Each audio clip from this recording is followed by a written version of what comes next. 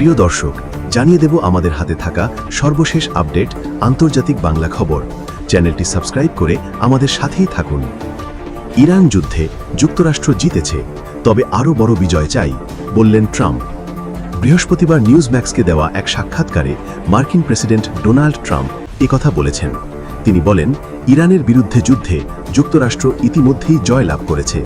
Washington তেহরানের নৌবাহিনী, বিমান বাহিনী, আকাশ প্রতিরক্ষা ব্যবস্থা, রাডার ব্যবস্থা এবং নেতৃত্বকে ধ্বংস করে দিয়েছে।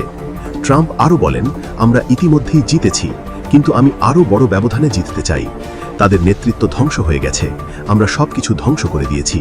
তিনি জোর দিয়ে বলেন, এই যুদ্ধ থেকে ঘুরে দাঁড়াতে তেহরানের 2 দশক সময় লাগবে। এখনই যুদ্ধ বন্ধ হলেও ইরানকে পুনর্গঠিত করতে 20 বছর লাগতে পারে। তবে তিনি জোর দিয়ে বলেন, ইরানের কাছে কোনোভাবেই পারমাণবিক অস্ত্র থাকা উচিত নয়। এটি নিশ্চিত করাই যুক্তরাষ্ট্রের প্রধান লক্ষ্য। এদিকে ট্রাম্প দাবি করেন, হরমুজ প্রণালীর অবরোধের কারণে ইরানের অর্থনীতি মারাত্মক চাপের মধ্যে রয়েছে। তার মতে, দেশের মুদ্রাস্ফীতি প্রায় 100% কাছাকাছি পৌঁছে গেছে এবং তেল রপ্তানি প্রায় বন্ধ হয়ে গেছে। অন্যদিকে ইরানের সর্বোচ্চ নেতৃত্ব পারমাণবিক এবং ক্ষেপণাস্ত্র ক্ষমতা বজায় রাখার অঙ্গীকার করেছে। তারা যুক্তরাষ্ট্রের অবস্থানের তীব্র বিরোধিতা করে কঠোর হুঁশিয়ারি দিয়েছে। এই উত্তেজনার মধ্যে হরমুজ প্রণালী ঘিরে বৈশ্বিক তেল বাজারেও অস্থিরতা তৈরি হয়েছে, যেখানে তেলের দাম ব্যারেল প্রতি $126 কাছাকাছি পৌঁছেছে। এদিকে আমিরাত ইসরায়েলের গোপন আতাত ফাঁস।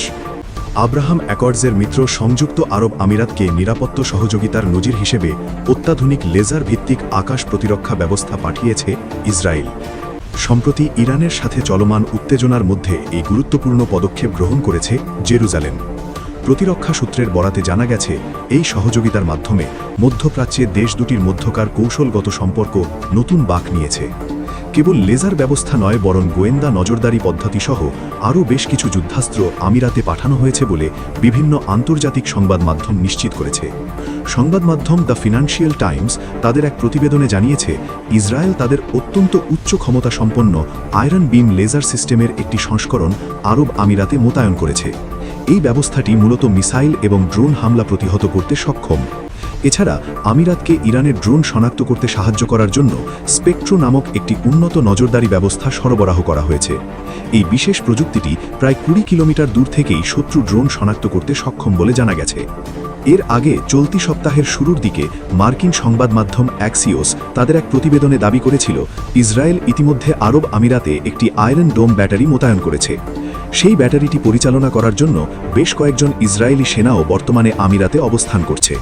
নাম প্রকাশে অনিচ্ছুক একটি সূত্রের দাবি অনুযায়ী, সেখানে ইসরায়েলি সশস্ত্র বাহিনীর উপস্থিতি এবং বুট অন দ্য গ্রাউন্ডের সংখ্যা মোটেও নগণ্য নয়, অর্থাৎ সরাসরি সামরিক সহায়তার মাধ্যমে তারা আমিরাতি ভূখণ্ড রক্ষায় অংশ নিচ্ছে। কেবল প্রযুক্তি বা অস্ত্র সরবরাহ করেই ইসরায়েল ক্ষান্ত হয়নি, বরং তারা রিয়েল টাইম ইন্টেলিজেন্স বা তাৎক্ষণিক গোয়েন্দা তথ্য দিয়েও আমিরাতকে সাহায্য করছে। ইরান থেকে কোনো মিসাইল বা ড্রোন উৎক্ষেপণ করা হলে সেই তথ্য দ্রুত আরব আমিরাতের সংশ্লিষ্ট বাহিনীকে জানিয়ে দিচ্ছে জেরুজালেম। এর ফলে আকাশপথে ধেয়ে আসা যে কোনো হামলা মোকাবিলায় আমিরাত বাড়তি প্রস্তুতি গ্রহণের সুযোগ পাচ্ছে। এই ধরনের সরাসরি প্রতিরক্ষা সহযোগিতা এর আগে কখনো জনসমক্ষে প্রকাশ পায়নি। 2020 সালে আব্রাহাম অ্যাকর্ডস স্বাক্ষরের পর থেকে ইসরায়েল এবং সংযুক্ত আরব আমিরাতের মধ্যে কূটনৈতিক, অর্থনৈতিক এবং নিরাপত্তা সম্পর্ক গড়ে উঠলেও তা মূলত যৌথ প্রশিক্ষণ মহড়ার মধ্যেই সীমাবদ্ধ ছিল। তবে ইরানের পক্ষ থেকে আসা সাম্প্রতিক হুমকি এই সম্পর্ককে যুদ্ধকালীন সহযোগিতার পর্যায়ে নিয়ে গেছে। বাহরাইনও এই চুক্তির অংশীদার এবং তারাও ইরানি হুমকির মুখে রয়েছে। তবে বাহরাইনকেও একই ধরনের কোনো প্রতিরক্ষা সহায়তা দেওয়া হয়েছে কিনা সে বিষয়ে এখনও পর্যন্ত কোনো তথ্য পাওয়া যায়নি। প্রতিরক্ষা বিশেষজ্ঞদের মতে, আমিরাতকে দেওয়া এই প্রতিরক্ষা সরঞ্জামগুলো মূলত প্রোটোটাইপ বা পরীক্ষামূলক সংস্করণ। যুদ্ধের তীব্রতা এবং দ্রুত পরিবর্তনের সাথে তাল মেলাতে ইসরায়েল তাদের নিজস্ব ব্যবস্থার সাথে পুরোপুরি সংযুক্ত হওয়ার আগেই এই সরঞ্জামগুলো সরাসরি ফিল্ডে পাঠিয়ে দিয়েছে। বিশেষ করে আয়রন বিম ব্যবস্থাটি ইসরায়েলি প্রতিরক্ষা বাহিনী বা আইডিএফের হাতে পৌঁছায় মাত্র গত বছরের ডিসেম্বরে। দীর্ঘ 1 দশকের গবেষণার পর এই লেজার সিস্টেমটিকে গত সেপ্টেম্বরে পূর্ণাঙ্গভাবে কার্যকর ঘোষণা করা হয়েছিল। সবশেষ জানিয়ে দেব, ইরান যুদ্ধে আমেরিকার $100 বিলিয়ন শেষ, দাবি আরাকচি। ইরানের পররাষ্ট্রমন্ত্রী আব্বাস আরাকচি পেন্টাগনের বিরুদ্ধে যুদ্ধের ব্যয় নিয়ে তথ্য গোপন করার অভিযোগ এনেছেন।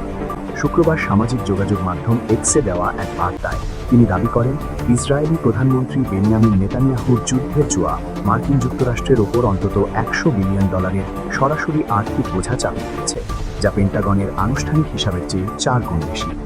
আরাকচি সতর্ক করেন, মার্কিন করদাতাদের জন্য এই যুদ্ধের পরোক্ষ প্রভাব আরও ভয়াবহ এবং বর্তমানে প্রতিটি আমেরিকান পরিবারকে মাসে গড়ে $500 করে অতিরিক্ত খরচ করতে হচ্ছে, যা দ্রুত বাড়ছে। তিনি আরও মন্তব্য করেন, ইসরায়েলকে অগ্রাধিকার দিতে গিয়ে ওয়াশিংটন মূলত নিজের দেশের স্বার্থকে বিসর্জন দিচ্ছে। খোদ মার্কিন প্রশাসনের অভ্যন্তরেও পেন্টাগনের $25 বিলিয়ন হিসাব নিয়ে প্রশ্ন উঠতে শুরু করেছে। মার্কিন সংবাদ মাধ্যম সিএনএনের একটি প্রতিবেদন অনুযায়ী অভ্যন্তরীণ মূল্যায়নের সাথে যুক্ত সূত্রগুলো জানিয়েছে, পেন্টাগন কেবল সরাসরি অভিযানের খরচ দেখাচ্ছে, কিন্তু ইরানের পাল্টা হামলায় মধ্যপ্রাচ্যের মার্কিন সামরিক ঘাঁটিগুলোর যে ব্যাপক ক্ষয়ক্ষতি হয়েছে তা এই হিসাবে অন্তর্ভুক্ত করা হয়নি। পুনর্গঠন এবং ধ্বংস হওয়া সামরিক সরঞ্জাম প্রতিস্থাপনের খরচ যোগ করলে এই অঙ্ক $50 বিলিয়ন ছাড়িয়ে যাবে বলে ধারণা করা হচ্ছে। অন্যদিকে একাডেমিক বিশেষজ্ঞরা এই যুদ্ধের দীর্ঘমেয়াদী অর্থনৈতিক পরিণতি নিয়ে চরম উদ্বেগ প্রকাশ করেছেন। হার্ভার্ড কেনেডি স্কুলের পাবলিক পলিসি বিশেষজ্ঞ অধ্যাপক লিন্ডা বিলমেস আশঙ্কা প্রকাশ করেছেন, এই যুদ্ধের মোট ব্যয় শেষ পর্যন্ত $1 ট্রিলিয়ন গিয়ে ঠেকবে। তিনি জানান, যুদ্ধের 40 দিনে প্রতিদিন গড়ে $2 বিলিয়ন ব্যয় হয়েছে। তার মতে, পেন্টাগন পুরনো মূল্যের সম্পদের হিসাব করছে, অথচ বর্তমানে সেগুলো প্রতিস্থাপন করতে কয়েক গুণ বেশি অর্থ ব্যয় হবে। এছাড়া যুদ্ধে নিয়োজিত প্রায় 55,000 সেনার দীর্ঘমেয়াদী স্বাস্থ্যসেবা ও পঙ্গুত্ব ভাতার বোঝা মার্কিন অর্থনীতির ওপর বড় চাপ সৃষ্টি করবে। প্রবীণ সেনেটর বার্নি স্যান্ডার্সও এই যুদ্ধের তীব্র সমালোচনা করে ট্রাম্প প্রশাসনের কঠোর সমালোচনা করেছেন। তিনি ইরাক ও আফগানিস্তান যুদ্ধের উদাহরণ টেনে বলেন, জনগণের আবাসন এবং শিক্ষার জন্য অর্থের অভাব থাকলেও যুদ্ধের জন্য সবসময় বিলিয়ন বিলিয়ন ডলার পাওয়া যায়।